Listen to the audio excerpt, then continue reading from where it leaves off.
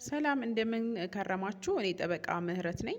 ፍርድ ቤቶች እንግዲህ በዚሁ ባለንበት ሳምንት ከጥቅምት 1 2018 ጀምሮ ሙሉ ለሙሉ ስራ ጀምረዋል። ለዚህም ነው ትንሽ ጠፋ ያልነው።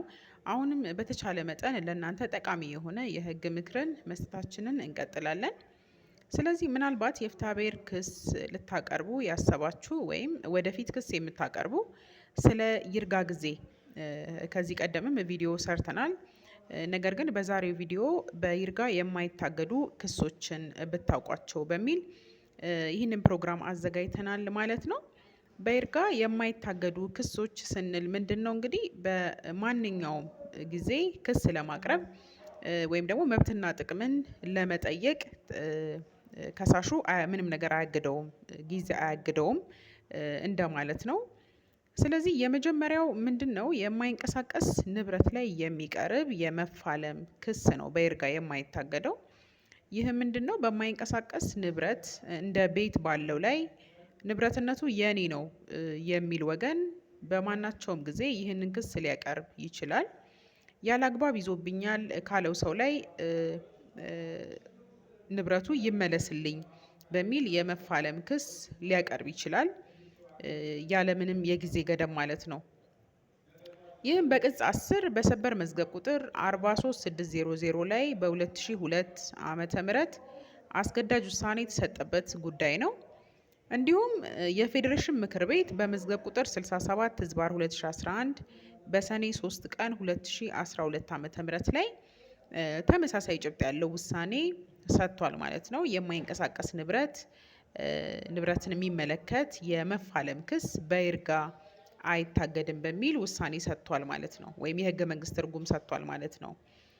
ሁለተኛ ደግሞ በአደራ የተሰጠውን እቃ ከአደራ ተቀባዩ ለማስመለስ የሚቀርብ ክስ ነው በይርጋ የማይታገደው። ይህም በሰበር መዝገብ ቁጥር 48048 ላይ በሐምሌ 22 2002 እንደተወሰነው አደራ ተቀባዩና አደራ ሰጪ እቃው በአደራ ሲቀመጥ የመመለሻ ጊዜውን ወይም አደራ ተቀባዩ ለመመለስ የሚጠበቅበትን ጊዜ በግልጽ ካላስቀመጠ በስተቀር የይርጋ ጊዜ እንደሌለው ነው አስገዳጅ ውሳኔ የተሰጠበት ማለት ነው።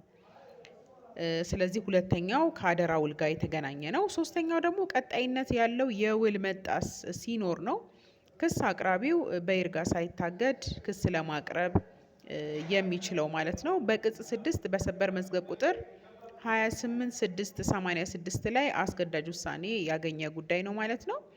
ይህ ማለት ምንድን ነው? ለምሳሌ እንግዲህ አሁን በጠቀስኩላችሁ መዝገብ ላይ እንዳጋጠመው አንድ ሰው የመኖሪያ ቤት እንግዲህ ያከራያል።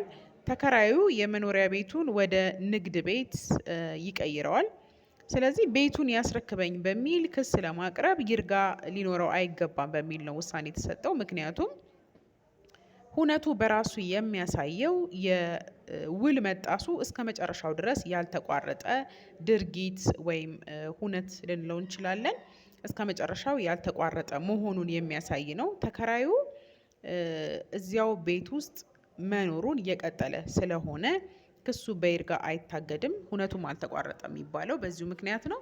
ስለዚህ ቤቱን ይልቀቅልኝ፣ ቤቱን ያስረክበኝ በሚል አከራይ የሚያቀርበው ክስ በይርጋ ሊታገድ አይችልም። ምክንያቱም ቀጣይነት ያለው የውል መጣስን ያሳያል ይሄ ኬዝ ተብሎ ነው አስገዳጅ ውሳኔ የተሰጠበት። ስለዚህ ከዚሁ ጋር ተመሳሳይነት ያላቸው ኬዞች ካሉ እንደ ሁኔታው እየታየ በይርጋ የማይታገዱበት ሁኔታ ነው ያለው።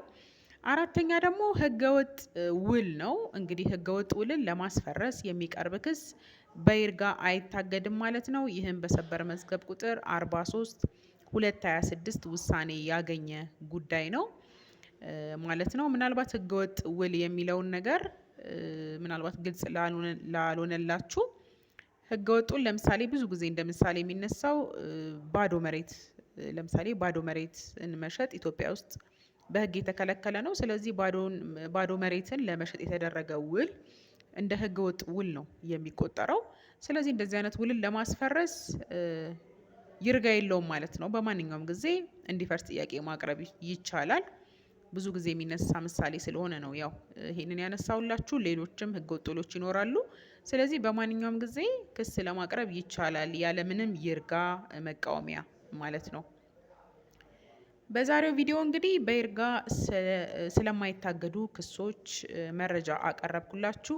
ከቀናት በኋላ በሌሎች ጠቃሚ ሕግ ነክ መረጃዎች እመለሳለሁ። መልካም ጊዜ። ምናልባት ቢሮ አካባቢ ስለሆንኩኝ ነው ድምጽ ከረበሻችሁ ይቅርታ ጠይቃለሁ። መልካም ጊዜ። ከቀናት በኋላ እመለሳለሁ።